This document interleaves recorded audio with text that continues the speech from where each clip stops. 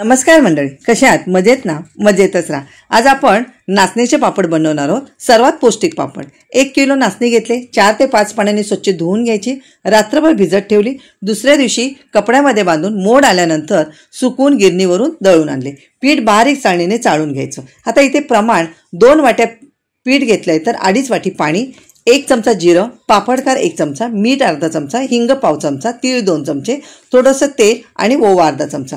पाण्यामध्ये चांगलं खळकून उकळ आली की पिठामध्ये ओतून घ्यायचं। आता हे पीठ सर्व एकजीव करून मळून घ्यायचं। कुकरच्या डब्यामध्ये थोडंसं तेल लावून आपण हे कुकरच्या डब्यामध्ये सर्व पीठ ठेवून घ्यायचं आणि कुकरला 2 शिट्या काढून घ्यायच्या, म्हणजे आपलं पापड पूर्ण खुसखुशीत आणि हलका होतो। आता गरम असतानाच आपण इथे पापड बनवून घ्यायचे। इथे मशीनवरती मी पापड बनवून घेतले, तुम्ही पोलपाट लाटण्यावरती पण बनवू शकता। आता इथे आपण पंख्याच्या हवेवरतीच पापड पूर्ण वाळवले, नंतर कडकडीत उन्हामध्ये पण सुकवून घेतले आणि इथे तळून घेतले पापड। खुसखुशीत पापड इथे आपला तयार झाला।